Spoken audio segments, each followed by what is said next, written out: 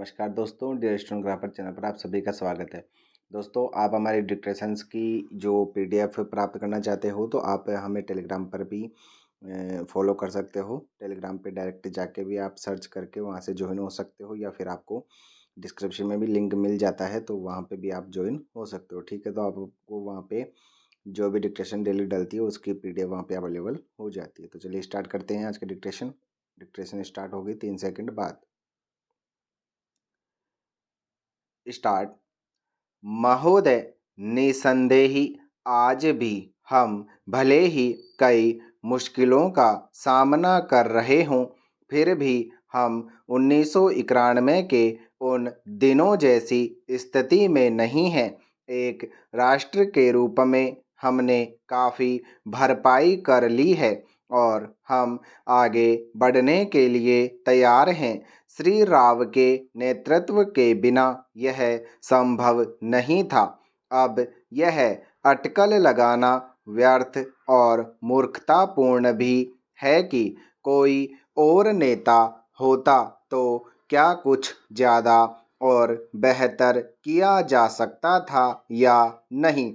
तथ्य यह है कि वही नेता थे जिनके कारण हम एक ऐसी स्थिति तक पहुंच गए हैं जो देश और उसकी तरक्की के लिए निरापद हैं।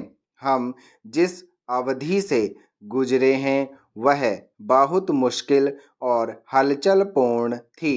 सोवियत संघ के पतन और विघटन से हमारी जो कुछ भी अंतर्राष्ट्रीय स्थिति थी उसका आधार ही खत्म हो गया।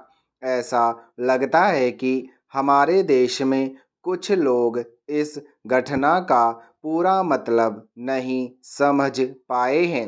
बेशक यह कम्युनिस्टों और आधुनिक समाजवाद के अन्य समर्थकों के लिए बेहद चिंता का विषय था।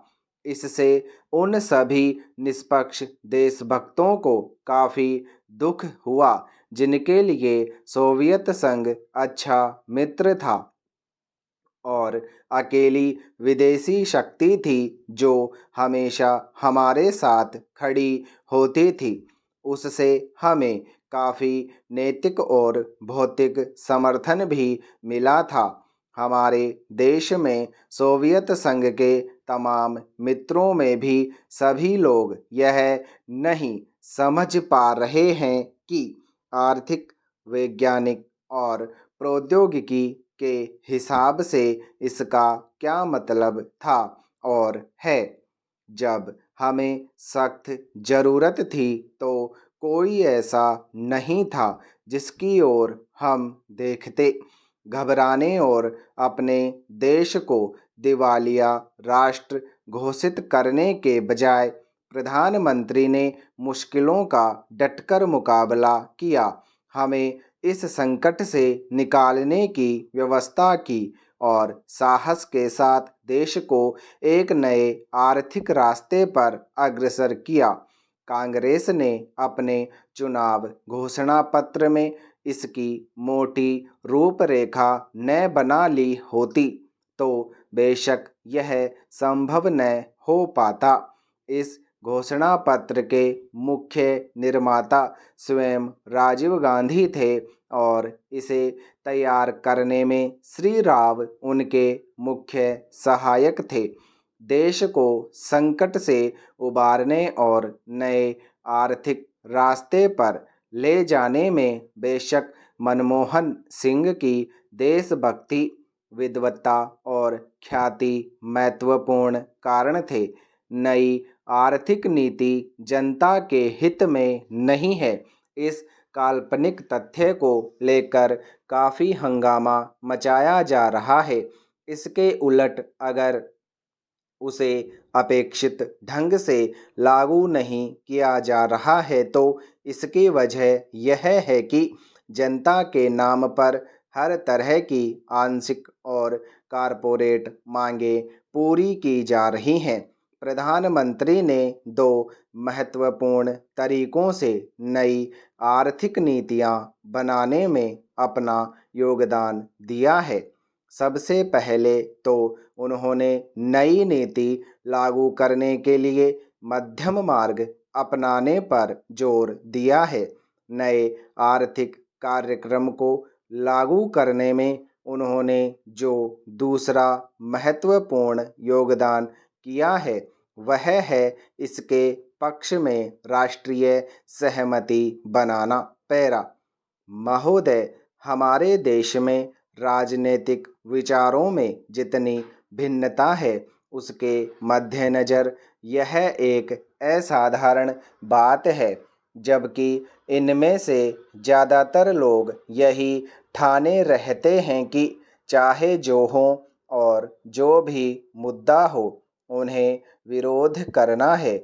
चुनावों में झटकों और यदाकदा टेढ़े मेढ़े रास्तों के बावजूद प्रधानमंत्री के नेतृत्व में जो नई आर्थिक नीति बनाई गई है उसे राष्ट्रीय स्तर पर स्वीकार कर लिया गया है। माकपा से लेकर जनता दल और भाजपा तक आर्थिक क्षेत्र में मूलभूत सुधार के अलावा पंजाब में नाटकीय बदलाव आया है। बंदूक की लड़ाई की जगह अब पूरी तरह बैलेट की लड़ाई ने ले ली है। उस प्रदेश की जनता के लिए यह दूसरी आज़ादी से कुछ कम नहीं है। असम और उत्तर पूर्व के कई हिस्सों में भी ऐसे बदलाव आए हैं, हालांकि वे पंजाब जैसे नहीं हैं। ऐसा समझना कि आतंकवाद का खतरा टल गया है बेशक गलत होगा, पर जो सफलताएं हमने पाई हैं उन्हें स्वीकार न करना कम गलत नहीं होगा। पंचायत और स्थानीय निकायों के चुनाव कराने को भी साधारण काम नहीं समझना जाना चाहिए। इस कदम से महात्मा गांधी के सपने और दिवंगत राजीव गांधी की लोकतंत्र के लिए प्रतिबद्धता फलीभूत हुई है।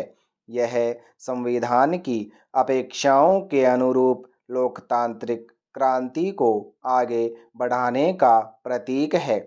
इससे हमारे राष्ट्र का लोकतांत्रिक आधार मजबूत हुआ है। हिंदुत्व के घटते उन्माद का ध्यान रखना भी उतना ही महत्वपूर्ण है। भाजपा और शिवसेना को चुनावी सफलता भले ही मिल गई हो, पर राष्ट्रीय स्वयंसेवक संघ का नेतृत्व भी मानता है कि उसका मुख्य कारण कुछ राज्यों में भ्रष्टाचार, बढ़ती कीमतों, बेरोजगारी आदि जैसी सामान्य समस्याओं से निपटने में कांग्रेस सरकार की नाकामी थी, न कि सांप्रदायिक भावनाएं। हिंदू सांप्रदायिकतावाद में स्पष्ट कमी आना बहुत बड़ी राष्ट्रीय उपलब्धि है। इन सबसे महत्वपूर्ण है सार्वभौमिक मामलों में भारतीय व्यक्तित्व का फिर से उभरना। इसके आयाम हमारे विदेश संबंधों में आर्थिक अंश की वृद्धि से कहीं अधिक हैं। चीन से संबंध लगातार सामान्य होते जा रहे हैं।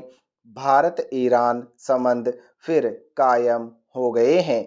इसी तरह दक्षिण अफ्रीका के साथ परस्पर लाभ के सहयोग की नई संभावनाएं बनी हैं। अमेरिका और अन्य विकसित पूंजीवादी देशों से सहयोग बढ़ाने की दिशा में समुचित ध्यान दिए जाने के बावजूद किसी भी मसले पर हम नहीं झुके हैं। समर्पण की बात तो दूर है, इसमें आर्थिक संबंधों के महत्वपूर्ण स्वरूपों के अलावा रक्षा का क्षेत्र भी शामिल है। इसका सबसे ताज़ा उदाहरण है परमाणु अप्रसार संधि के मामले में हमारा अपनी नीति पर कायम रहना, जबकि इसके लिए हम पर कई दिशाओं से भारी दबाव डाला गया। गुटनिरपेक्ष आंदोलन को कई नीति देने के प्रयास भी चल रहे हैं। इन सब उपलब्धियों को मिलाकर एक वाक्य यह है कि प्रधानमंत्री ने सबसे बड़ा काम यह किया कि हमारे देश में शासन पुनः स्थापित कर दिया और लोकतंत्र को सुदृढ़ बनाया। स्टॉप।